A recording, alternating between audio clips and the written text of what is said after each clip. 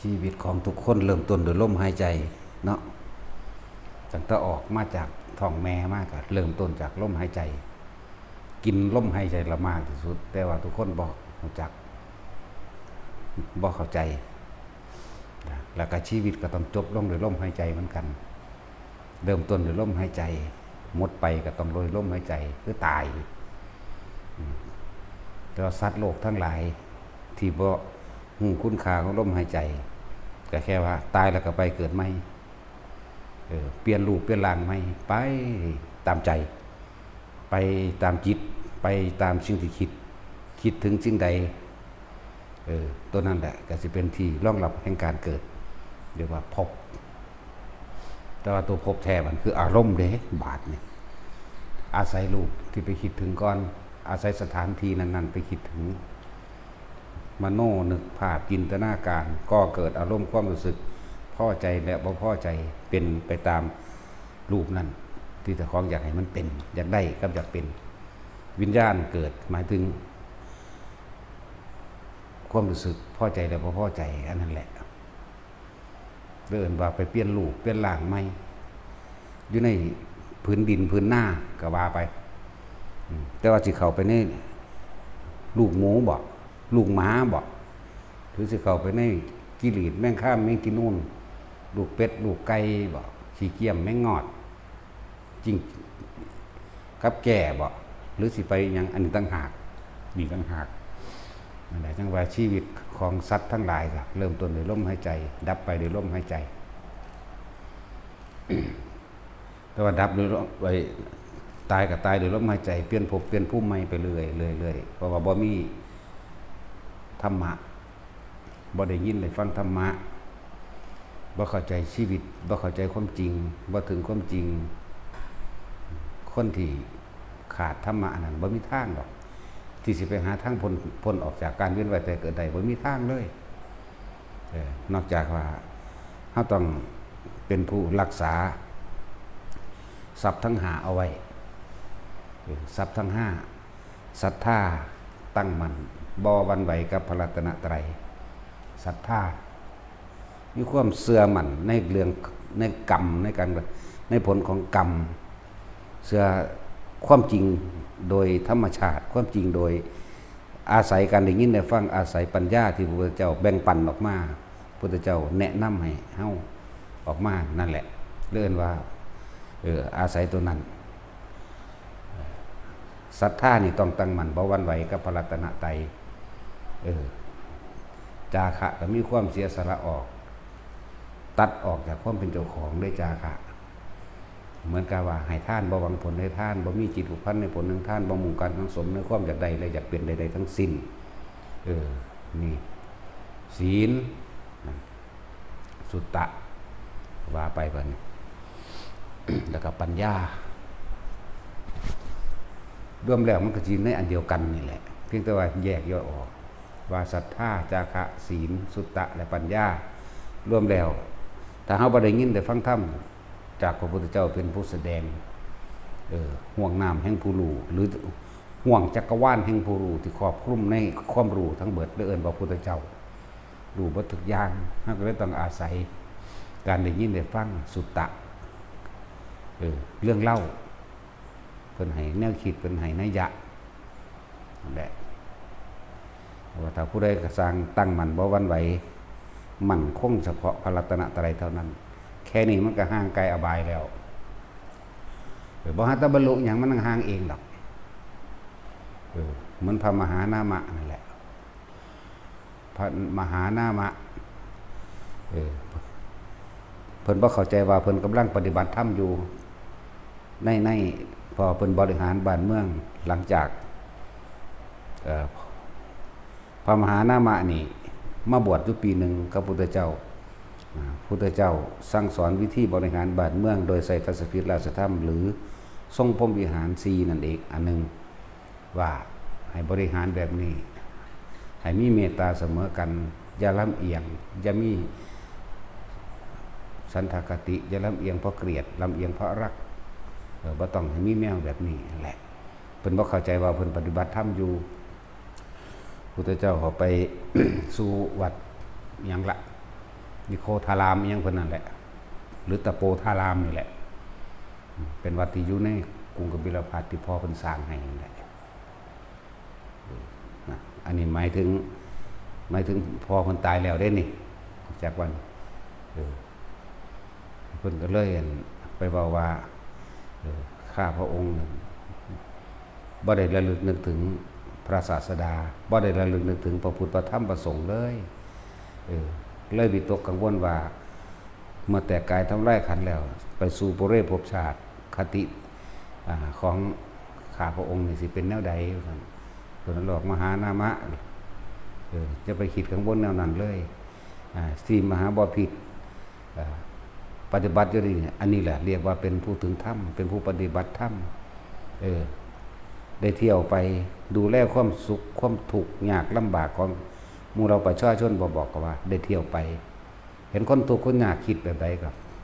มีความเมตตาสงสารบ่อยากให้ผู้ใดมาทุกข์ยากลำบากเลยหาวิธีซอยเหลือก็บอกหาวิธีอยู่แล้วผู้อิจฉาริษยาไปจะบอกบ่เคยอิจฉาริษยาไปของบางอย่างที่เขาบ่อาจสามารถซอยเหลือเขาได้ยังเช่นคนป่วยก็ซอยได้ซ้ำหนึ่งแต่ว่ายังเช่นคนตายนี่ซอยบ่ได้เลยเป็นไรก็เลยมีแต่ว่างจิตอุเบกขาอันนั้นแหละคือชื่อว่าผู้ประพฤติธรรมก็เลยเรียกว่าบ่ต้องห่วงดอกในคติที่ว่าถ้าตายไปแล้วสู่สัมปรายภพชาติมันเธอย่อมเป็นผู้ขึ้นทุกข์ที่สูงมีเทวดาและมนุษย์เป็นต้นอยู่แล้วนี่คือความที่มาในความกังวลของมหานามะกระลูกพ่อเดียวกันกับข้างหลังพระมหานามะก็ดี ลูกพ่อเดียวกันแต่นี่สิบอกเท้าย้อนความหลังเกี่ยวกับเรื่องของกรรมและการให้ผลของกรรมแต่สิพูดถึงแล้วว่าเริ่มต้นเอาตรงที่ว่าผู้ที่เขามาบวชพระพุทธเจ้ามีพระอานนท์แน่มีเทวทัตแน่ละมีหลายอยู่หรอกแน่หาองค์นั่นแหละมีอุบาลีพระอุบาลีแน่สร้างตัดผมวันนี้มาบวชพระมหานามะกับมาบวชเหมือนกันมีพระอนุรุทธะมีมหานามะนี่แหละมหานามะมาเรียนเอาศาสตร์และศิลป์วิชาการปกครองหรือเรียกยังว่าสัตุศาสตร์16อย่าง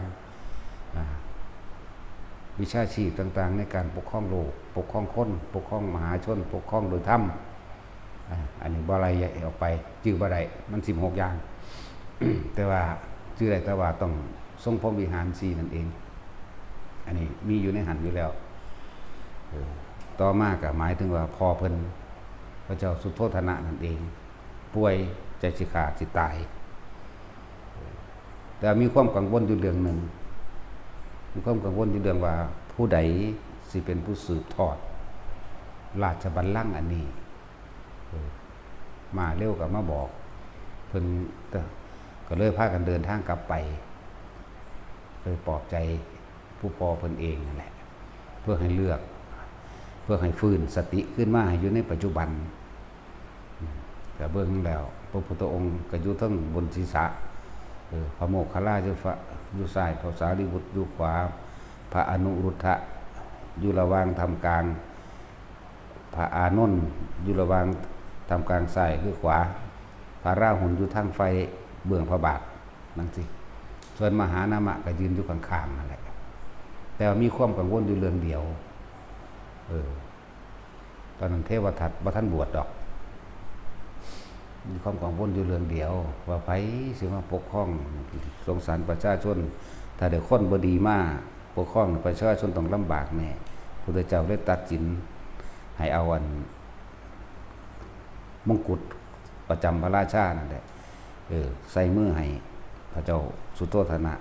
แต่ก็เลื่อนมหานามะมามหานามะกับเขามาแบบงงๆแบบบ่ได้คิดว่าสิได้เป็นกษัตริย์นั่นแหละแต่ว่าเพิ่นก็เคารพความตัดสินใจของพุทธเจ้าแล้วก็เป็นที่พึ่งพอใจพร้อมก็เลยเอาเครื่องทรงกษัตริย์ซุบใส่หัวให้เพิ่นก็เลยสบายใจนี่บอกคลายความกังวลออกล่ะคลายความกังวลออก ต่อไปก็เพิ่นก็บอกให้เปิดหน้าต่างได้บัดเปิดหน้าต่างออกมองใดมันมีต้นไม้สีเขียวเพิ่นเรียกสติ พ่อใหญ่สุโธทนะเห็นสีเขียวบ่เห็นเห็นตถาคตบ่เห็นแล้วก็เขาเว้าพระอานนท์ก็เป็นส่วนหนึ่งของแขนขาของพ่อเพิ่นพระอนุรุทธะก็เป็นส่วนหนึ่งในแขนขาร่างกายในเลือดก็ว่าไปไล่ไปก็เรียกสติขึ้นมาก็เลยว่าเห็นสีเขียวบ่เห็นแต่ว่าตอนนี้ตรงนี้เดี๋ยวนี้ขณะนี้อยู่ตรงหน้าไผอยู่ตรงหน้าพระศาสดานั่นแหละมันก็เลยเอามือลูบบนศีรษะผู้นี้ก็ลูบแขนพระโมคคัลลาภาษาลูบแขนลูบพระอนุรุทธะพระมหานามะพระอานนท์พระราหุลก็ลูบหมายถึงว่าเฮ็ดให้รู้สึกโตนั่นแหละเลยว่าเราจะหายใจไปพร้อมๆกันพระพุทธเจ้าแสดงธรรมก่อนแต่ว่าบ่มากเมื่อแสดงธรรมแล้วก็เลยว่าเราจะหายใจพร้อมๆกันหายใจเข้าออกนี่แหละสุดท้ายแล้วก็ตายกับบรรลุอรหันต์สิ้นใจในขณะที่สิ้นใจพร้อมกันกับการบรรลุอรหันต์นี่คือยกดึงมาอย่างหนึ่งเด้อว่านี่คนที่ได้ฟังธรรมคนที่ได้ฟังธรรมก่อนสิตายมีโอกาสบรรลุถึงขั้นอรหันต์ก็ได้หรือบ่อรหันต์กับอนาคามีก็ได้เด้อนี่คือฟังธรรมก่อนตายแต่ว่าต้องอาศัยลมหายใจเป็นเครื่องตัดความคิดเนี่ยจังว่าคนป่วยเด้อเปิดธรรมะให้ฟังโลดมันสิศูนย์จังไดก็สร้างมันผู้บ่มักก็ดีเนาะแต่ส่วนมากคนบ่ค่อยมีธรรมะอันที่ นี่ก็เหตุการณ์หนึ่งที่ว่าฟังธรรมก่อนตายเข้าใจดีแล้วเข้าใจในธรรมชาติว่าบ่มีผู้ใดฝืนใดแล้วเพิ่นก็แสดงเรื่องทุกข์เฮากำหนดรู้เกิดเป็นหยังกระทุกข์ตัวเนี่ยกำหนดรู้ว่ามันเป็นทุกข์จังซั่นจังซี่ก็ว่าไปสาเหตุแห่งทุกข์คือความอยากตัวส่วนความสิดับทุกข์ใดเพิ่นก็ตัดเข้าสู่ลมหายใจเลยเด้บ่เทศหลายนั่นแหละพยายามอยู่กับลมหายใจใจขาดไปกับลมหายใจนั่นเองก่อนที่ตายยังมีบัดเพิ่นลาพระพุทธเจ้าก่อนเพิ่นเด้เพิ่นสิเป็นการยืนยันว่าเพิ่นบรรลุอรหันต์จังซั่นล่ะเพิ่นลุกขึ้นมาก่อนเด้มากราบก่อนเพิ่นเด้ทีนี้ลูกขอลาเด้จากพ่อกลายเป็นลูกอยากว่าล่ะลูกทำไม่ใช่ว่าจังซั่นแล้วลาแล้วก็คอยจับลมหายใจพอดีกับใจขาดเดียวกันเลยก็เป็นอรหันต์นั่นนี่แหละคือข้อดีอันนึงนะในการฟังธรรมก่อนตายนี่คือจับเอาเด้อจับเอาประเด็น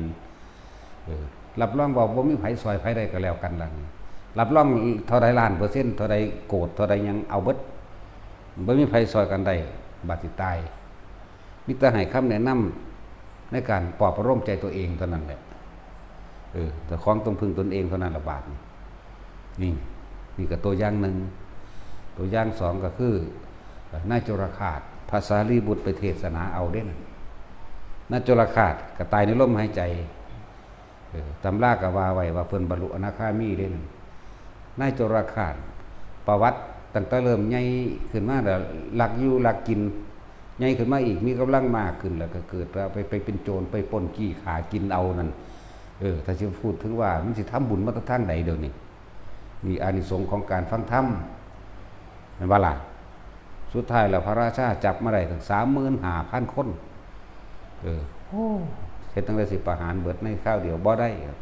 ก็เลยขออาสาผู้ใดสิอาสาฆ่าโจรเหล่านี้ในโจรคาตเลยยกมือขึ้นนั่นแหละซื้อคิงๆจักสิซื้อวางได้ดอกเลิศว่าในโจรคาตโจรผู้ฆ่าโจรเลยใส่มาดแบบนั้นฆ่าคนจนว่าเบิดกำลังไงเบิดกำลังบ่ได้ล่ะฟันตะกี้ฟันข้อขาดบาดเดียว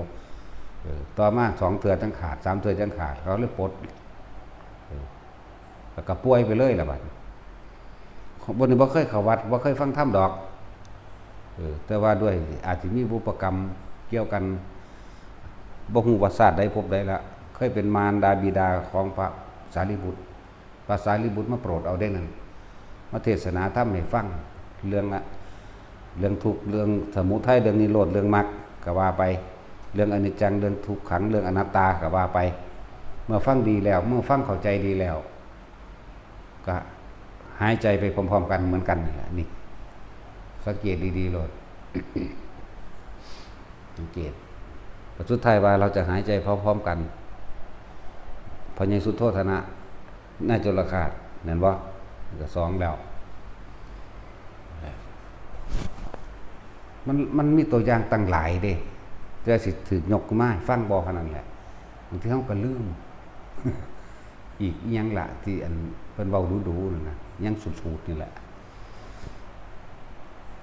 พระผู้เพิ่นเป็นโรคเลิมน่ะนะโรคน้ำเหลืองย่อย เป็นแผลผุพองเต็มฝีนั่นน่ะอีกผู้นึงนั่นน่ะจักสว่างได้ลืมนั่นล่ะอันนี้ก็เหมือนกันพระพุทธเจ้าเทศจบแล้วก็กลับไปถึงวัดพอดีก็ได้ข่าวว่าตายพระอานนท์ถามว่าคติเพิ่นเป็นแนวใดเป็นอรหันต์เหรอนั่นไปนิพพานเหรอยกตัวอย่าง3ตัวอย่างได้คนฟังธรรมก่อนตายแต่ว่าบัดสุดท้ายสิตายต้องเข้าลมหายใจต้องมีสติแนบกับลมหายใจจากบัดนี้คิดถึงลมเข้าลมออกอยู่กับความรู้สึกแค่ลมเข้าลมออกอันนี้สิต้นยานี่อันหมายถึงได้พร้อมบาดตายไหมเข้าใจบ่ล่ะนั่นแหละคือว่าคนดูแลคนป่วยเด้อเปิดธรรมะให้ฟังโลดธรรมะผู้ใดก็ฟังไปเถอะจิตมันสิใคร่ครวญขึ้นหน้าเองดอกใคร่ครวญหรือบ่ใคร่ครวญก็สร้างหัวมันบ่มีผู้ใดบอกไปได้ความคิดมันบังคับกันบ่ได้มันบ่เป็นโตเว้ยเนาะแต่เป็นโตคนนึงว่าผูกใส่เสาไว้ได้อยู่ แต่ความคิดเป็นผูกใส่เสาไว้มันก็บ่อยู่น้ำผูกไว้เด้นั่นแหละหลายอย่างอยู่ที่หลายองค์อยู่ดอกที่บ่ได้นำออกมาเว้านั่นน่ะ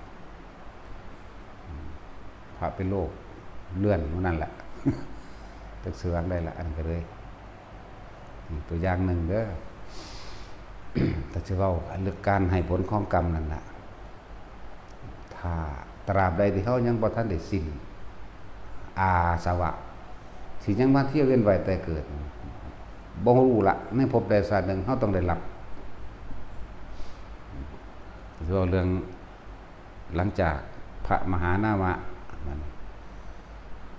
ศึกแล้วมันบวชปีหนึ่งอยู่ดอก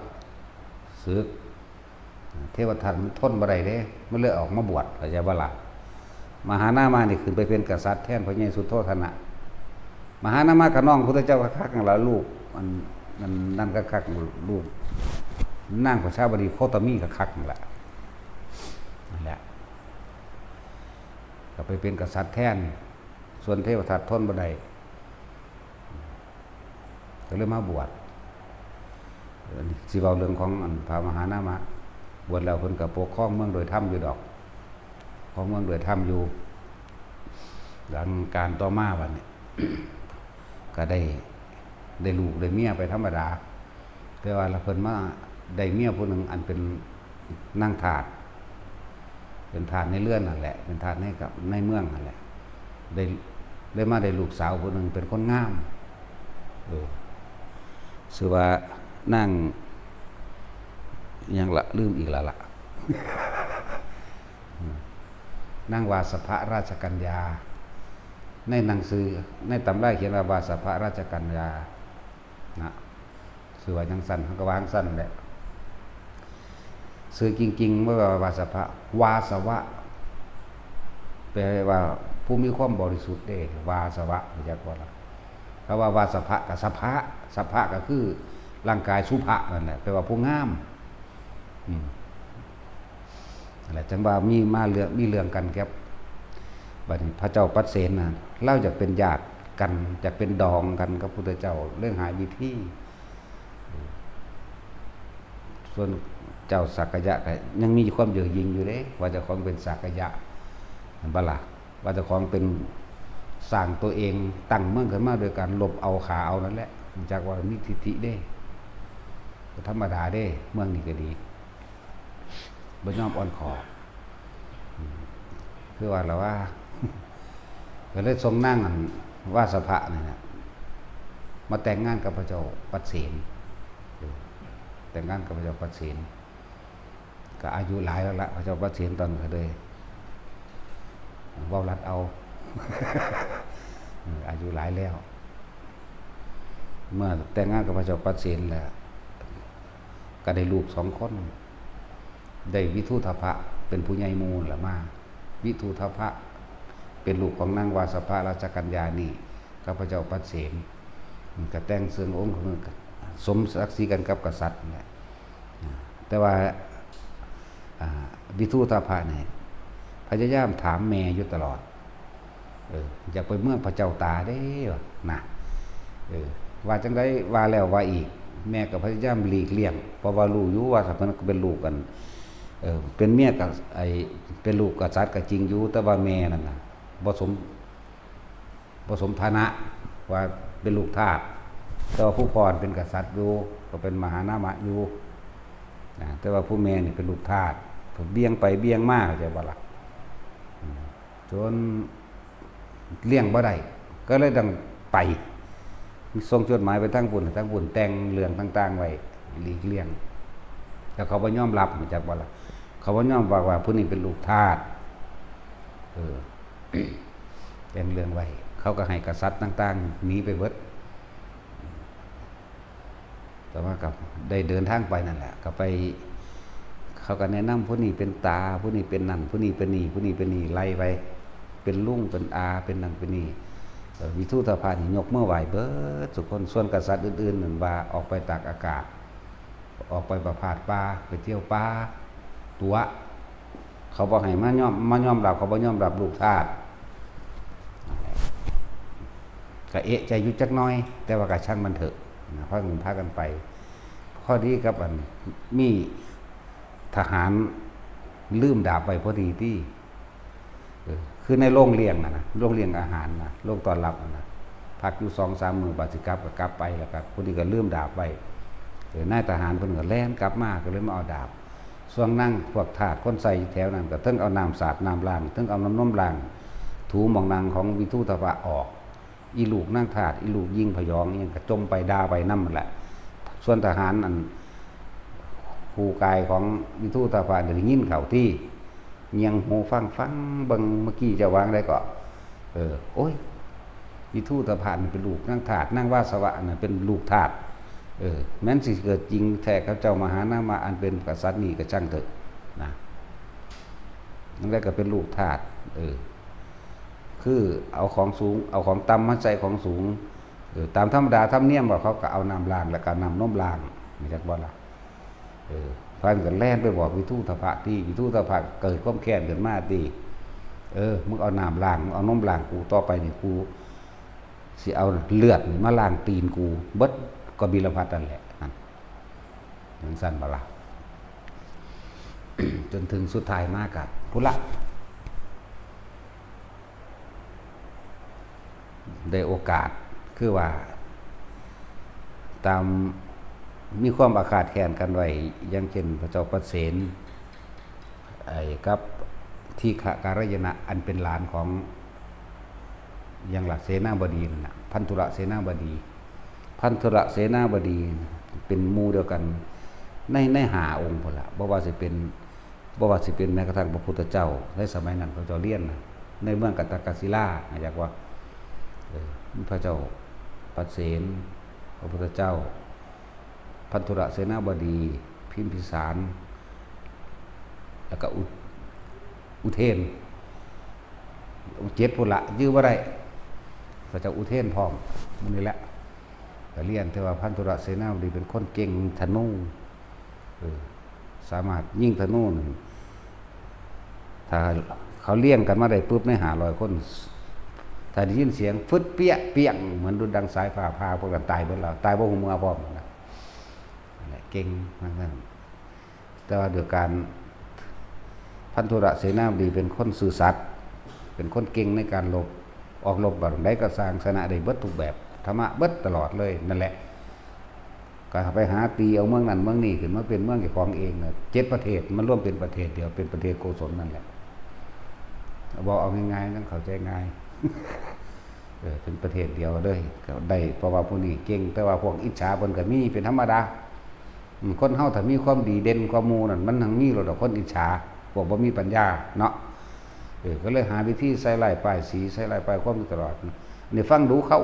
แล้วไปเสือเขาแล้วเอาคนไปฆ่าตายเบิด300กว่าคนพุ่นคือเบิดตระกูลของพันธุระเสนาบดีนั่นแหละแต่ว่ายังอยู่ผู้เดียวคือที่ขะการยนะอันเป็นหลานของพันธุระเสนาบดี ส่วนนางมาริกาอันเป็นครูเป็นเมียของพันธุระเสนาบดีกับลูกกับพากันหนีกลับบ้านเก่าลิชวีเมืองกุละกับบ้านเก่าสั้นสุดท้ายเราได้จังว่าโอกาสที่มือหนึ่งเอาวารัดเอามันย่าโหด มือหนึ่งพระเจ้าปเสน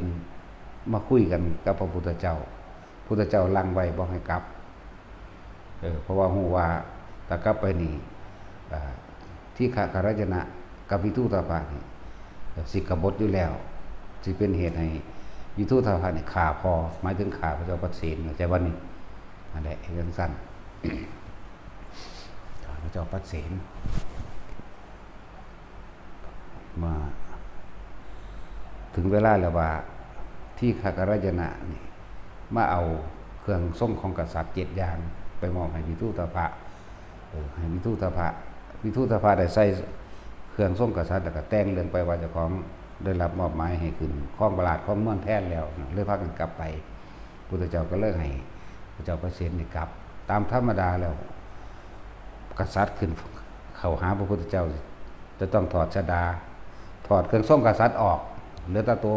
ธรรมดานั่นแหละแต่ว่ามีหญิงผู้หนึ่งเป็นคนเฝ้าม้าอยู่นั่นแหละก็เว้าเรื่องเล่าให้ฟังยิ่งคนใส่อยู่คนนั้นเป็นคนเลี้ยงม้าเป็นคนอยู่กับม้าเว้าเรื่องเล่าต่างๆให้ฟังแล้วเพิ่นก็เลยขึ้นมาก็คือไปขอความช่วยเหลือจากหลานก็คืออาชาศัตรูนั่นแหละเลยพาขี่ม้าตะพุ่นป้ายพุ่นเลยนั่งคนใส่นี่ก็นำเพื่อกันนั่งทานก็นำยังเอาได้พูดนี่แต่พูดนั้นสุดท้ายแล้วครับเขาก็ปิดเมืองก่อนเนาะมันก็ปิดอยู่แล้วก็หูอยู่แล้วนั่นแหละก็เลยไปตายอยู่ในศาลาหน้าเมืองเองเรียกว่ามันมีที่พักคนเดินทางไกลเป็นศาลาอยู่หน้าทางเข้าประตูเมืองก็ไปนอนอยู่หั่นก็ตายอยู่หั่นส่วนคนใส่ไปนั่งทานไปถึงก็ไปก็เลยเอามานอนตักไว้นั่นแหละจนถึงแม้มาเศร้าจะมาบอกคนเปิดประตูบอกว่านี่คือพระเจ้าปเสนสวรรคตแล้วนะให้เขาไปรายงานอาจารย์ศัตรูก็เลยเอาไปเผาทำชาปนกิจยังทรงประเกียรตินั่นแหละอาจารย์ศัตรูก็เป็นหลานเนาะแม้นสิรบกันมาจังได๋ก็สร้างเขาก็เป็นสายเลือดเดียวกันเขาก็บ่ฆ่ากันนะทั้งที่ฆ่าพ่อเจ้าของราชาศัตรูก็ดีแต่ว่าได้การไว้ชีวิตกับการสั่งสอนโดยธรรมนำจากผู้เป็นลุงนี่แหละมาถึงพระเจ้าปเสนเป็นลุงจากเวลาก็เลยจัดงานศพนั้นเรียบร้อยดีแล้ว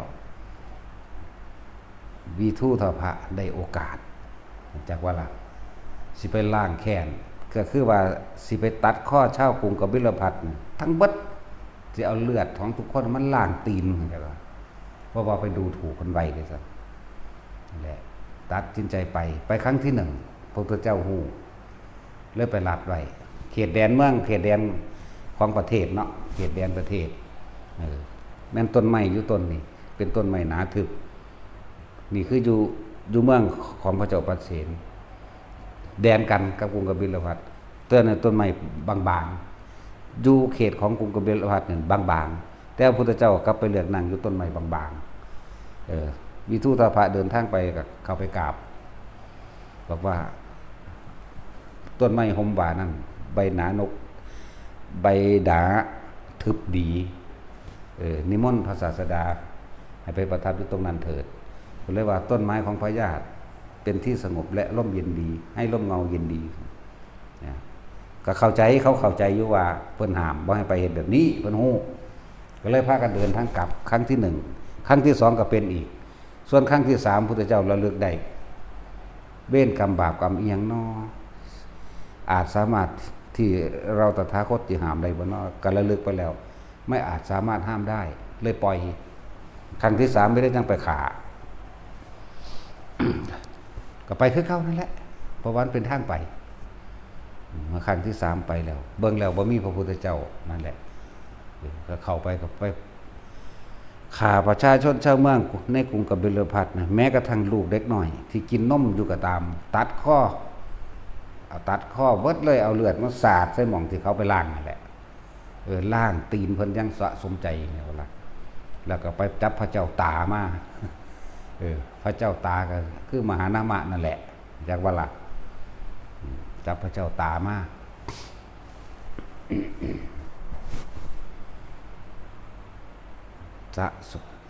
มันก็บ่แม่นราคาได้ทั้งเบิดดอกพวกเขาหนีเขาก็หนีไปอยู่หนีจนได้มาเป็นเหลือเป็นศาสตร์ตระกูลมันอยู่ก็เป็นเมียของพระเจ้าอโศกได้พุ่นล่ะนั่นแหละนักรบเก่าในสายเลือดเขามีในหั่นแหละจนมาเป็นเมียของพระเจ้าอโศกได้มันสืบทอดมา 2-3 อายุคนจนมาถึงพศ230ได้พุ่นล่ะนั่นแหละตระกูลสักยะที่หนีออกไปก็มีอยู่รอดอยู่ที่มีชีวิตแถวๆเดี๋ยวนี้มันก็มีอยู่จักอะไรแต่ยังมีอยู่หรอกแต่ว่าพูดถึงว่าเมืองก็เลยห่างก็เลยล่างเมื่อเมืองห่างมันล่างตัดแม้กระทั่งลูกออกในมือเดียวแล้วก็ตัดข้อได้วิทุตภะนี่ตัดข้อทิ่มให้เบิดเลยผู้ใดอยู่ในที่เห็นนะคือขาให้เบิดเลยทั้งสั้นแล้วสะใจแล้วก็พากันเดินทางกลับก็เอาพระเจ้าตามาในเศร้าของมือหนึ่งเพิ่นจะกินเขากับพระเจ้าตาเพิ่นเจ้าพ่อหลักก็คือมหานามะนี่มหานามะก็บ่ายเบี้ยงอยู่นั่นแหละกูสิไม่กินเขากับลูกทาสบ่ได้จังซั่นจังซี่ว่าไปก็ลูกเจ้าของอ่ะเด้ลูกมันเข้าใจว่านี่หลานเจ้าของนั่นน่ะลูกทาสก็เลยลูกของเพิ่นคือนั่งวาสภะราชกัญญาน่ะนะอันนี้คือหลานเดวิทุตปานี่นั่นแล้วก็บ่ยอมกินข้าวนำทำทาว่าสิไปอาบน้ำพอลงไปว่าไปถึงหนองน้ำทีนึงมันลึกพอสมควรแล้วก็เอาผมมาม้วยผมแล้วก็เอาตีนขึ้นใส่เกาะในม้วยผมคือขาดตัวตายให้มันจมลงไปในน้ำนั่นแหละย่อมตายสิดีกว่าหั่นนะแต่ก็พวกนาคทั้งหลายมาได้หลับไปอยู่ในเมืองบาดาลนี่จบไปเรื่องของมหานามะนาคอันเป็นบริวารของคนเองหลับลงไปอยู่ในเมืองบาดาลก็สิตายในเมืองบาดาลล่ะบ่คือสิบ่ยั่งดอกก็แล้วไปนี่คือเรื่องของมหานามะต่อมาวิทุตภะล่อพระเจ้าตายจังก็บ่เห็นมาจักเทื่อให้คนลงไปงมไปหาจังได๋ก็บ่เห็นคือสิจมน้ำตายไปแล้วมั้งนะเพราะตาพากันสิกล่าวว่าเดินทางกลับไปตามสายน้ำนั่นแหละเดินทางกลับไปตามสายน้ำพอดีคำว่าท่านถึงเมืองก็เลยพากันตั้งทัพว่าสินอนซะก่อนตื่นเช้าจังเดินทางต่ออาจจะบ่บัดนี้พวกได้เลือกจะไปนอนริมฝั่งห้วยริมฝั่งแม่น้ำก็ไปพวกขึ้นมาบกก็ไปพวกก็ขึ้นมาแล้วแต่เลือกเอาในทหารที่ไปด้วยกันนั่นนะตกกลางคืนมาที่บัดด้วยกรรมมันให้ผลนี่กรรมให้ผลระบาดนี่บ่แม่นกรรมอันที่ขากบิลพัสเด้แต่ว่าก็เกี่ยวนั่งกันนั่นแหละก็เกี่ยวนั่งกันเวลากรรมมันให้ผลก็คือว่าคนที่มีกรรมต่อกันแม้นที่อยู่เทิงโคกอยู่เทิงโขดหินนั่นอยู่โขดหินก็สร้างต้องแล่นลงไปเพราะว่าหมดมันกัดแล่นลงไปนอนใต้ๆฟังห้วยหรือรู้สึกว่าฮ้อนถ้าไปติดห้วยแล้วบ่ฮ้อนแล้วพวกที่อยู่ติดห้วยกับหมดกัดคือกันแล่นขึ้นมานี่หมายถึงว่าที่บ่มีกรรมเกี่ยวกันแต่ว่าก็เกี่ยวกันเกี่ยวหน่อยเกี่ยวหลายคำว่าเกี่ยวนั่นล่ะเกี่ยวหน่อยเกี่ยวหลาย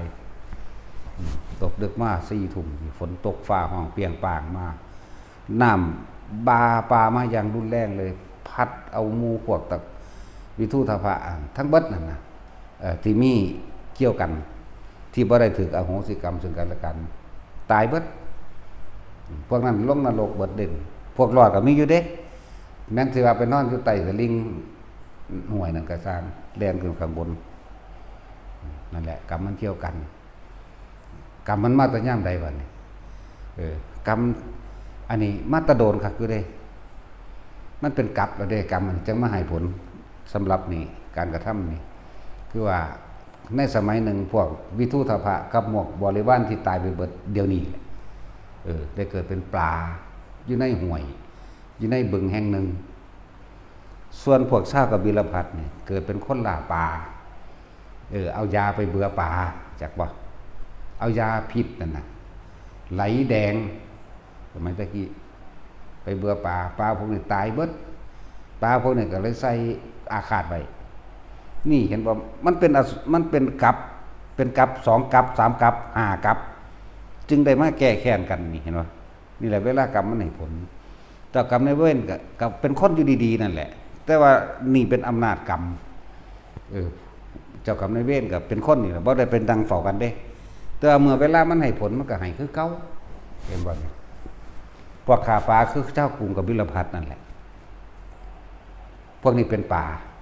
บัดนี้พวกเป็นปลานะมันเกิดเป็นวิทุธภะกับหมู่บริวารนี่กลับไปฟันข้อพวกกรุงกบิลพัสนี่จังหวะนี้เรื่องคำว่าการให้ผลของกรรมมันบ่แม่นมันเป็นเรื่องที่สลับซับซ้อนแล้วก็ต้องอธิบายยากตอนเฮาระลึกรู้มันคล่องอยู่เด้ตอนที่มาเว้านี่มันเป็นแม่มันยังอะแต่นั้นพวกศูนย์คืออย่างนี้เด้เวลาคิดถึงสื่อพวกนั้นพวกนี้บ่ออกมันตะศูนย์เป็นตะศูนย์เวลาระลึกไปนี่ลุดปึ๊ดไปหูจักปึ๊ดละเอียดละออคือหยังเวลามาเว้านั้นเป็นแมงยังอะนะคิดซื้อคนก็บ่ออกทั้งที่หน้ามันก็พะว้ออยู่นี่นะขนาดนั้นเด้นี่จังว่ามันเป็นหยังคือเป็นแนวนี้นะนี่แหละเรื่องของกรรมตอนระลึกนี่ฮู้เบิดได้รายละเอียดนั่นน่ะมันบ่แม่นแต่ว่าสิอ่านพระไตรปิฎกมาเด้นี่ระลึกเอาก็ได้เด้ภาษาของพระสมณีเนาะ3 มื้อวานนี่ว่าได้3 ชั่วโมงที่แล้วก็ว่าได้อันแล้วเลยศูนย์ ตอนมันระลึกรู้มันปุ๊บปั๊บนี่แหมมันละเอียดคือจังนี่หน้าที่เดียวได้เท่าใด100 ล้านศาสตร์ก็ว่าได้เดี๋ยวนี้ซ้ำนี่บัดที่มาเว้านี่นะมันเป็นหยังมันเป็นอะนี่แหละเพิ่นว่าเรื่องของกรรมมันบ่ค่อยมีผู้ใดเว้านะแล้วที่เว้าให้ฟังนี่จะให้ทุกคนสลดใจว่าถ้าเฮาบ่พ้นนั่นเฮาได้รับเบิดเฮาสิเฮ็ดไว้อสงไขยหรือล้านอสงไขยที่แล้วก็สร้างบ่ซั่นสิว่าบ่ถ้าเฮาบ่พ้นเด้อได้รับเบิดทุกสัดส่วนเจ้าเคยขัวแมงกินนวลไว้ยามใดก็สร้างเจ้าเคยไปอันเด็ดขี้โพหวกแต่เปาะยามใดก็สร้างทุบหัวเขียดยามใดก็สร้างมันต้องหมุนมาให้กรรมของเก่าคือเก่านั่นแหละนั่นซั่นแหละทุกคนสลดใจสลดทั้งเวทใจการให้ผลของกรรมมันเป็นแบบนี้บ่แม่นได้รับเดี๋ยวนี้ดอกพูดแต่มันสิมาให้กันยามใดบอกบ่ถูกบอกบ่ได้เห็นบ่ล่ะพวกนี้ตะกี้เคยเป็นคนไปเบื่อป่ามาเป็นคนไปตัดข้อเลยบัดนี้จังซี่แล้วก็ตกนรกอยู่เนี่ยต้นกรรมมันเห็นบ่วิทุธภะก็พากันลงนรกเบิดกับหมู่พวกรอดก็รอดอยู่เด้เจตนามันบ่มีพวกรอดฮู้จักบ่ล่ะพวกนี้บ่ฮู้จักหยังบ่ได้มีความคิดบ่ได้สมรู้ร่วมคิดร่วมกันไปฆ่าจริงอยู่แต่ว่าบ่มีเจตนาจังบ่นี่ก็ได้เจ็บได้ปวดได้บาดไปแผลอยู่ดอกแต่ไปรวมกันฆ่าแต่เขาบ่รู้เลยยังถือผู้อื่นสักส่วนไปหรือตู้ใต้อำนาจของคนผู้มีอำนาจพวกมันรอดนั่นน่ะก็มีอยู่แต่วิทุธภะถึงน้ำพัดตายเบิดกับพวกที่เจตนารวมกันมีความสมรู้ร่วมคิดด้วยกันเหมือนกันแล้วก็พวกนี้เล็ดรอดไปก็มีอยู่ในกรุงกบิลพัสนั่นเล็ดรอดไปอยู่นั่นแหละพวกเล็ดรอดพวกมาขาเล็ดรอดไปก็มีคือกันนั่นนะแต่ว่าจากให้พ้นจากว่าเฮามีโอกาสแล้วศาสตร์นี้เฮาพยายามอยู่กับลมหายใจเจ้าของเถอะ ความเพียรกับสติสติกับความเพียรก็อันเดียวกัน เวลาใดที่เฮาบ่มีสติระลึกนึกถึงลมหายใจของเฮาหรืออุณาโลมเฮาเองนี่แสดงว่าความเพียรขาดจะว่าล่ะ อันนี้สิก้าวไปถึงกรุงกบิลพัสหลังจากนั้นมาสุปพุทธะสิอยู่เมืองเทวตหะเมืองเทวตหะฮู้จักว่าพวกนี้ถือขาแล้วก็พากันมาสร้างเอาเมืองรวบรวมเฮ็ดใหม่เลยครอง2เมืองนี่เกี่ยวเนื่องไปฮอดสุปพุทธะบัดพอเทวทัตหรือพอนั่งพิมพาแหละทั้งสั้นแหละถึงมีการมาขัดขวางทางบิณฑบาตเพิ่นก็เอาคนจากเมืองนั้นมาครองเมืองนี้เด้ที่จริงมันก็พี่น้องกันนั่นแหละเอากันสุปพุทธะหรือพ่อใหญ่อันตระกูลโอกากราชเดียวกันนั่นแหละจักว่าล่ะก็สิไล่มาแล้วมัน7ชั่วโคตรพุ่นต้องพระเจ้าโอกากราชนั่นเป็นไล่มาแต่อันกบิลฤาษีพุ่นเป็นผู้มาตั้งให้พี่น้องกันพวกนี้เอากันมาใน7คู่นี่ก็มาแต่งงานกันจนไหลมาฮอดพระพุทธเจ้าลงมาเกิดอยู่ล่ะก็เลยมาครอง2เมืองสุปพุทธะก็เลยมาขวางทางบิณฑบาตพุทธเจ้านี่ก็ถือแผ่นดินสู่ไปแล้วเดินก็อยู่ในหันล่ะพ่อกับลูกก็อยู่ในหันแม่ก็ไปคือกันเด้แม่ก็อยู่ในนรกคือกันเด้นั่นแหละส่วนได้ผู้แม่แล้วก็เลยแต่คิดหน้าออกปั๊บรถได้แต่ว่าสื่อมันนังลืมนี่มันเป็นตาศูนย์คือหยังนี่เด้เพราะท่านสิด่าตาสินว่าบ่มีหม่องลงก็ลงผู้นั้นลงผู้นี้นั่งอีหยังนั่งพุทธะหยังก็โอ้ยนั่งยังกับสร้างแมงเราอยู่ในนรกพุ่นดอกนั่งยังนั่นแหละพูดถึงเรื่องของกรรมอีกอย่างหนึ่งคือคนที่เกิดกับพระพุทธเจ้าแท้ๆทนมีชีวิตอยู่ตกนรกก็บ่อึดบ่อยากแม่นบ่ล่ะไปสวรรค์ก็บ่อึดไปนิพพานก็ยากกับหลายอยู่ช่วงพุทธเจ้ามีชีวิตอยู่นั่นไปนิพพานหลายกว่าอยู่นะไปสวรรค์ก็มีไปนรกก็มีบัดนี้เพราะว่ามันขึ้นอยู่กับไผขึ้นอยู่กับตัวเฮาเองเด้อบ่ได้ขึ้นอยู่กับว่าพระพุทธเจ้าสิดลบันดาลให้เฮาเด้นะจังว่าเป็นหยังคือเน้นลมหายใจกับจักการทรงฌานการทรงฌานหรือจับจุดลมนั่นเป็นเครื่องอยู่หยังอยู่แห่งความคิดบ่ให้ความคิดมันออกไปหาคิดผู้อื่นคิดถึงผู้อื่นสัตว์อื่นเรื่องอื่นๆเพื่อให้มันเกิดความเคยชินบ่ให้เป็นคนฟุ้งซ่านบ่ให้เป็นคนประสาทรักษาประสาทไว้ เอาประสาทไว้ที่ตัวเองมาทำความรู้สึกตัวที่ตัวเองแล้วนี่เฮ็ดเป็นเครื่องอยู่ของแต่ละมื้อแต่ละเว้นเฮ็ดไปซ้ำตาย1ดอกเวลาสิตายมามันปรับเข้าลมหายใจคือเก่านั่นแหละพูดถึงเขาเจ้ามันเป็นหากับผ่านมาแล้วเด้นี่อันเรื่องผลของกรรมระหว่างกรุงกบิลพัสนี่ที่เคยเป็นคนไปเบื่อป่าพวกป่าก็คือวิทูตภะบัดนี้มันให้ผลซึ่งกันและกันวิทูตภะกลับไปฆ่าพวกนี้อีกอันแล้วยังสิฆ่ากันอีกอยู่เด้ต่อไปถ้าผู้ใดแหวกวงวัฏจักรวัฏจิตนี้ออกได้ก็ออกได้เลยได้รับทุกสัดส่วนเด้อแต่บ่พ้นโอ้มันยากอยู่เด้แต่ว่าพวกเฮาอีกอย่างหนึ่งส่วนหนึ่งคือว่าพวกเฮาทำบุญคนบ่ทันได้เข้าใจคักเลยครับว่าทำบุญนั่นบุญจริงๆนั่นคือบ่ต้องแลกของเลยทำทานเรียกว่า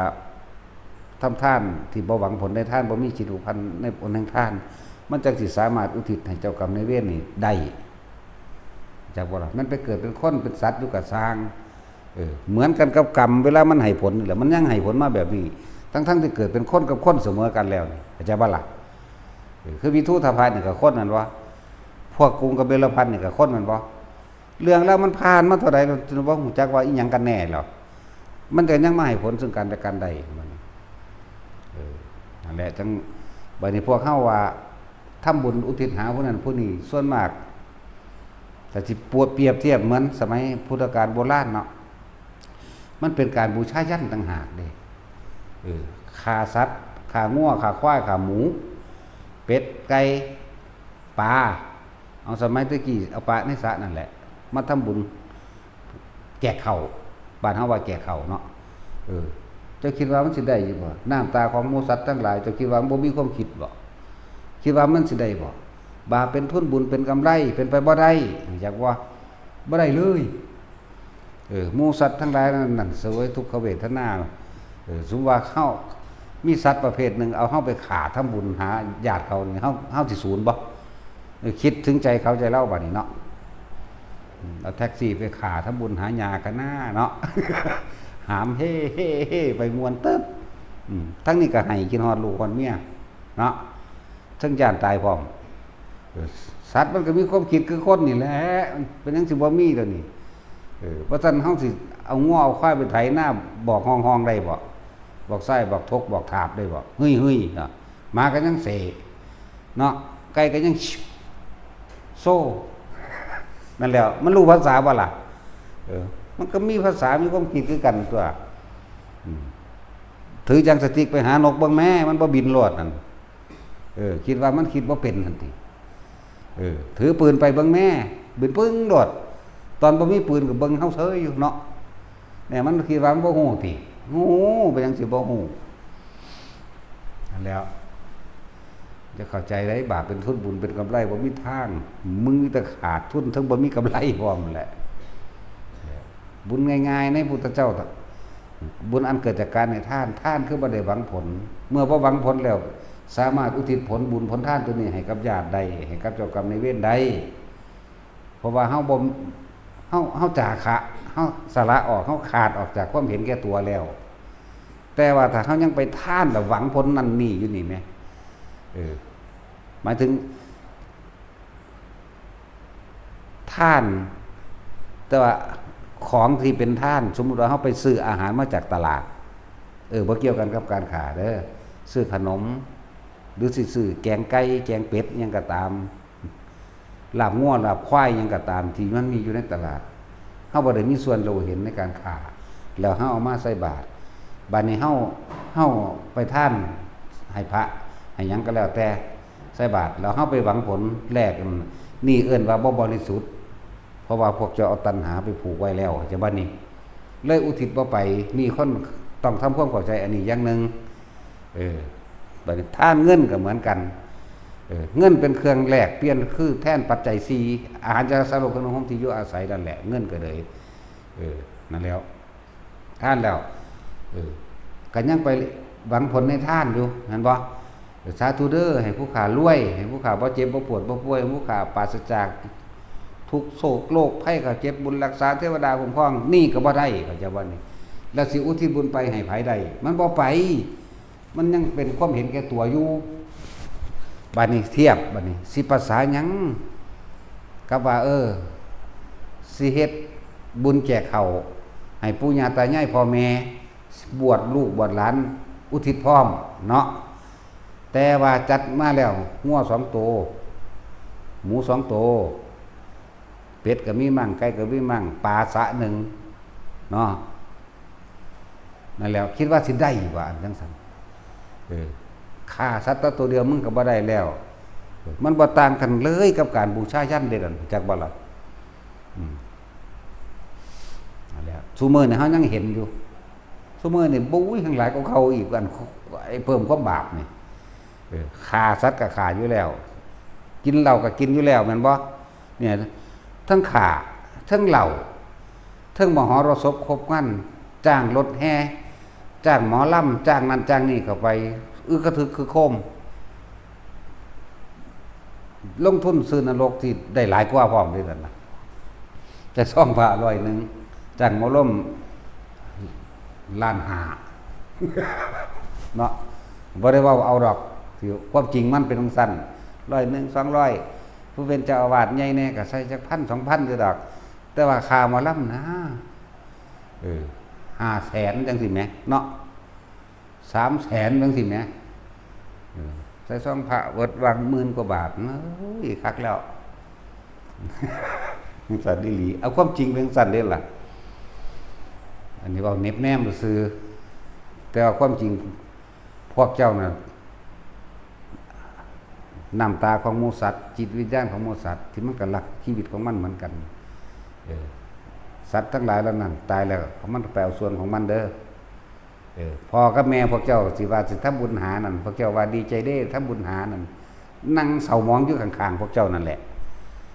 เอาพวกผู้คุ้มในนรบาลผู้คุ้มนรกทั้งหลายเมื่อนี้เขาสิทำบุญให้เจ้าไปถ่าเอาบุญไปนั่งก็มออยู่นั่นแหละนั่งก็ให้เบิ่งเขาเต้นใส่หมอลำเบิ่งเขากินเหล้าเมาตีกันซะเบิ่งเขาขาง้อขาควายสัตว์นั้นมันก็จ้องขมิงใส่อันสมว่าย่ายผู้นั้นพ่อผู้นั้นเด้มึงคิดว่ามึงสิได้บ่ขากูหรือเด้นี่เป็นความจริงเด้แล้วมันมีพยานบุญพยานบาปมันมีอยู่แล้วล่ะทั้งสั้นแล้วเสร็จงานแล้วทั้งนั้นพุ่นเจ้าภาพกันเมาพ่อเจ้าภาพจะเอาผู้ใดผู้มาพาอุทิศบุญเนาะเอาเตรียมตัวไว้พระรับเสนอิมนาสกาเลนะกับพากันว่าไปทั้งเมาเว้าไปแล้วอันผลบุญทานนี่จงถึงแด่มันสิไปถึงแด่ผู้ใดๆมันตัดตัวบุญมาตรการคิดว่าสิเอางัวมาขาเอาควายมาขาเอาหมูมาขาเอาเป็ดเอาไก่ซุมื้อนี้ทั้งหลายบัดนี้เนาะหอยแข้งบ่แม่นสัตว์ตินั่นมันก็ให้เป็นคือกันเด้หอยแข้งหอยแมลงภู่ทอดปลาดุกปลานิ่นมันบ่ซั่นสั่งปลาหมึกมาอีก โอ้ยหลายคักซุมื้อนี้จักมันแมงยังดอก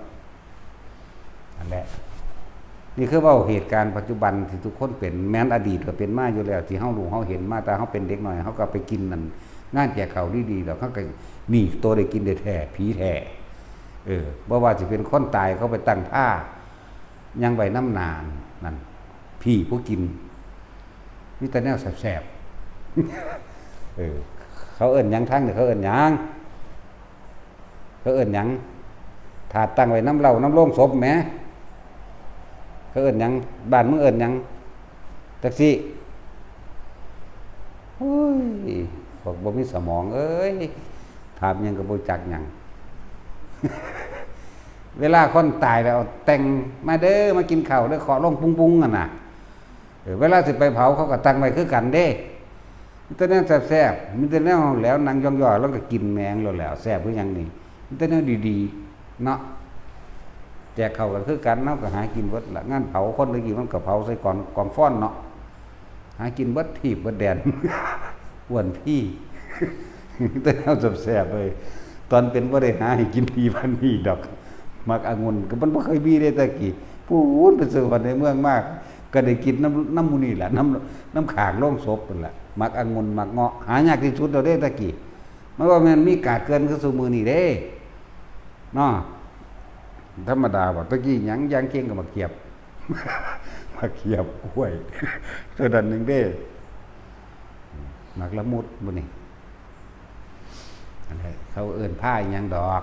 ผ้าขวมผ้าหงายหยังบุ๊นั่นแล้ว อันนี้อธิบายทุกคนฟังว่ามันเริ่มต้นพวกเจ้าผิดตั้งแต่ตอนคิดหาสัตว์ตั้งแต่มาขาแล้วงัวบ่หมูบ่ไก่บ่ปลานิ่นบ่หอยแข้งหอยแมลงภู่ปลาดุกบ่แม่นว่าเรามาทอดเนาะจังซั่นแล้วเราในตัวตัดสติปัญญาเลยขาดบึดเลยถ้ามีเราบัดจบ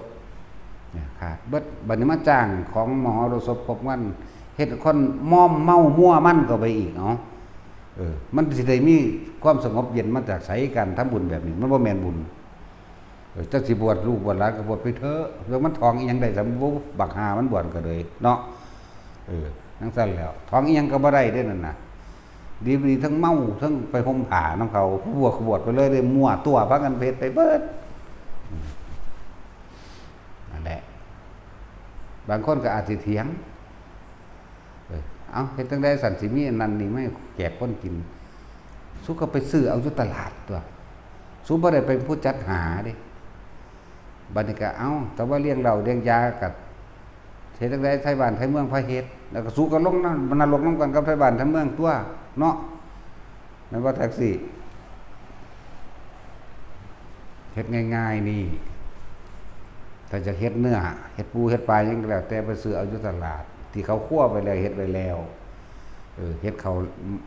นั่นนี่สิเฮ็ดแบบใดก็เฮ็ดไปแต่ว่าอย่ามามีเหล้านี่บ่จำเป็นต้องไปเอิ้นไผมาดอกถ้าอยากให้พ่อให้แม่ได้บุญแท้ๆนั่นอยากให้ปู่ย่าตายายหรือญาติมิตรสหายทั้งใดอยากได้แท้ๆเฮ็ดไปนั้นเฉพาะเจ้าของเองก็เอาไปถวายพระเพิ่นโลดแล้วก็กล่าวคำนึกถึงว่าขอผลทานนี้จงถึงแด่เจาะจงไปในตัวเองโลดอันนี้จักให้ผู้ใดพาเว้าบ่แม่นญาติเจ้าของจักเม็ดก็ว่าก็มีเนาะเขาเอิ้นหยังให้หมอถ้ำบ่ให้ทิศบ่ให้จานบ่นั่นนี่พาเว้าจานก็มีแต่จานเหล้าเด้จังซั่นแหล้วเฮ็ดง่ายๆพากันถ้าฟังแล้วก็เอาไปคิดเบิ่งติแต่ว่าคนพาเฮ็ดแนวนี้มันหลายเนาะก็เลยว่าเข้าใจว่าเป็นของถูกต้องเด้คิดเอาเองคนนั่นน่ะสูเป็นคนหนึ่งเด้สูบ่ได้มีอันพิเศษหยังเด้เนาะมันสิเฒ่าปานใดก็สร้างเรื่องถ้าบ่ฮู้จักอันนั้นแล้วนะบ่ซั่นสิว่าคนเฮาบ่ได้คุณค่าที่อายุอายุบ่ได้สำคัญเท่ากับความดีความมีคุณธรรมเด้เนาะรูปร่างหน้าตาก็คือกันเด้โอ้เป็นตาฮักแท้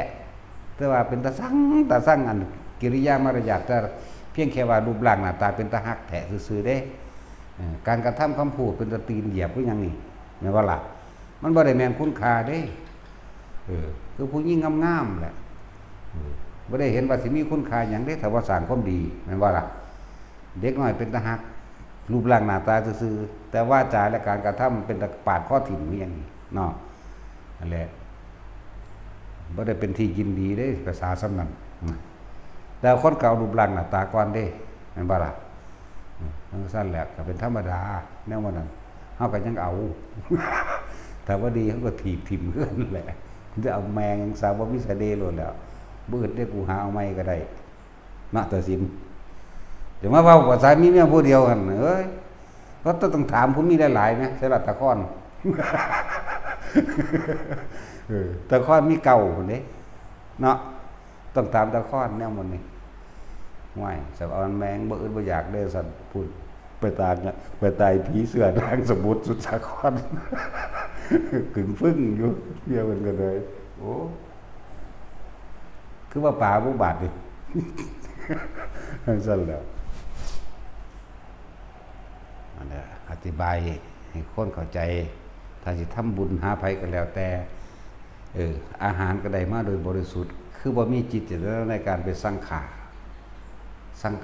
จัดหาอย่างว่าล่ะบ่ต้องมีเหล้านี่เป็นตัวตัดสติปัญญาเลยเด้อศีล5ข้อนี่ข้อเหล้าได้หนักกว่าหมู่อยากบ่ล่ะขาคนยังบ่ทอดกินเหล้าธรรมดาบ่ก็คั่นตัวศีลข้อ5นี่ตัวเหล้าได้หนักกว่าหมู่เพราะว่ามันเฮ็ดให้เสียสติเป็นคนบ่มีสติเป็นคนบ้าไปเลยก็ได้นั่นแหละทั้งฆ่าสัตว์ทั้งมีเหล้าทั้งมีมหรสพของมันมั่วเมาในอบายมุขแม่นบ่ล่ะเพิ่นในกามารมณ์ได้แล้วนะเอาหมอลำมันเบิ่งมันนั่นนี่มาตั้งกันแม่นบ่ซั่นมีความอึกกระทึกคือโคมแหน่มันจังได๋สิไปเป็นบุญได้ก็ให้ทำง่ายๆเพิ่นทำบุญหาพ่อหาแม่ก็เลยก็สิเฮ็ดอยู่วัดใดก็สร้างเฮ็ดโดยความบริสุทธิ์ไปซื้อเอาไปจัดหาเอาแต่ว่าจะสังขาอย่ามีเหล้าแล้วก็ตั้งใจไปถวายแด่หมู่สงฆ์แล้วก็ขอผลทานบุญกุศลกรรมดีที่ข้าพเจ้ากระทำนี้จงถึงแด่มารดาของข้าพเจ้านางนั่นนางนี่ก็ว่าไปหรือบิดาข้าพเจ้าหรือปู่ย่าตายายข้าพเจ้าเจาะจงสื่อลงไปเลยโลดบ่ต้องไปย่านบ่ได้หน้าได้ตาย่านไทบ้านเขาว่าดอกไทบ้านบ่ได้ลงนรกน้ำเจ้าเด้อหรือว่าลงน้ำกันทั้งหมดนั่นแหละแต่ว่าลงคนละสุดมันลงก่อนลงหลังนะผู้ใดบ่ขักใจบ่แจบใจในการทำบุญหาพ่อแม่มันมีอยู่มื้อเดียวเท่านั้นมื้อพิเศษ15ค่ำเดือน7วันที่มากก็คือว่าอุรัมพนสูตรหรือพระโมคคัลลาดับไฟนรกหรือพระโมคคัลลาช่วยแม่ช่วยมารดาพ้นนรก15ค่ำเดือน7 เป็นวันจุติจิตของพระพุทธเจ้าพระโพธิสัตว์ทุกพระองค์ในภัตตรกัปนี้เริ่มต้นจากพระกัปกุสังโฆโกนาโกนัสสะกัสสปะพระโคตมะแม้นพระศรีอริยะกันต้องมือเดียวกันเข้าใจว่าล่ะมือเดียวกันสั้นแหละวันสำคัญในมันเลยเป็นวันของมารดาบิดาเพิ่นบอกว่ามารดาถึง3ครั้งใน3ประสูตรประสูตรที่4ก็จังว่ามารดาบิดาหรือเว้าเทเดียวถ้าเว้าเรื่องพ่อถ้าเว้าเรื่องแม่คือเว้าถึง3เทื่อนะเฮาแล้วเลยว่าล่อมื้อนั้นเอาพวกเจ้าจะบ่ต้องมีหยังมากมายก็ได้ดอกมันก็พ้นได้ทั้งเบิดผู้อยู่สวรรค์อยู่แล้วก็ได้เพิ่มยิ่งขึ้นไปต่อจากสันนี้ไปขึ้นสันหน้าผู้อยู่พรหมอยู่แล้วก็ต่อจากนี้ไปขึ้นสันหน้าผู้อยู่นรกกำเนิดเดรัจฉานยังก็แล้วแต่ขึ้นสวรรค์เบิดมีมือเดียวมื้อนั้นเป็นมื้อพิเศษเด้ในวันที่จุติจิตของพระพุทธเจ้าคนตาบอดก็กลายเป็นคนตาดีคนหูหนวกก็กลายเป็นคนหูดีคนหลังคดหลังค่อมคนแขะคนแก่นกลายเป็นคนปกติทั้งเบิดง่อยเปี้ยเบี้ยเสียขาปัญญาอ่อนกลายเป็นคนดีเบิดแต่ว่าในมือเดียวนั่นแหละเลยเป็นมือพิเศษเป็นบุพนิมิตทั้งหลายว่าดวงตาของโลกได้เกิดขึ้นแล้วความสว่างสวัยของโลกได้เกิดขึ้นแล้วและเป็นบุพนิมิตแบบนั้นคนหลังค่อมก็กลายเป็นหลังตรงคนค่อมนี่แต่มีมือเดียวเท่านั้นเด้มือไม้ก็เป็นปกติหมายถึงว่าออกมาใหม่ผู้เป็นใหม่นี่นะผู้หายแล้วก็หายเลยเด้หูหนวกตาบอดง่อยเปียเสียขาปัญญาอ่อนดีบัดบ้าใบก็ดีบัดนั่นขึ้นไหนถึงดวงตาของโลกได้จุติหรือได้กำเนิดขึ้นแล้วในท้องของแม่เพิ่นนั่นน่ะคนที่เป็นแม่พระพุทธเจ้ามันบ่เป็นธรรมดาเด้ซ้ำกันกับเนียนพุ่นเด้ศีลเพิ่นจักบ่ล่ะหลังจากท้องแล้วหลังจากท้องแล้วบ่ได้แตะกันอีกแล้วก็ท้องนั้นสิรับเฉพาะพระมหาบุรุษโพธิสัตว์ผู้เดียวเท่านั้นเด้รับผู้อื่นอีกบ่ได้เด้จักบ่ล่ะท้องคือแม่ใหญ่สิริมหามายานี่แม่แม่สิริมหามายาแม่พุทธเจ้าเฮานี่ท้องนั้นรองรับได้เฉพาะพระมหาสัตว์โพธิสัตว์ผู้เดียวเท่านั้นพุทธเจ้าผู้เดียวเท่านั้นแล้วก็ออกมาได้7มื้อตายทั้งสั้นแล้วนั่นแหละขนาดพระพุทธเจ้าเฮานี่ไปโปรดเอาพุทธมารดาแม่เพิ่นนั่นน่ะก็ใส่อภิธรรม7เพิ่นเด้โปรดเอาอภิธรรม7มนุษย์ฟังบ่รู้เรื่องปานใดเด้จากบัดนี้บ่ได้เทศในโลกมนุษย์เด้อเพิ่นเทศอยู่ดาวดึงส์พุ่นเทศอยู่3นาทีกับ36วินาทีแต่ว่าเป็น3เดือนมนุษย์แล้วนั่นแหละเทศอยู่ประมาณนั้นแหละจบบทนี้พระธรรมสังคีนีบรรลุธรรมเท่านี้บรรลุเท่านี้อันนี้เท่านี้ไล่ไปจนมหาบทที่7มหาสติปัฏฐานะแล้วก็บรรลุธรรมหาประมาณบ่ได้ก็ว่าไปคุณดีคุณค่านั่นแหละผู้ใดบ่มั่นใจบ่นั่นเคยทำบุญทำทานหาพ่อหาแม่มาแล้ว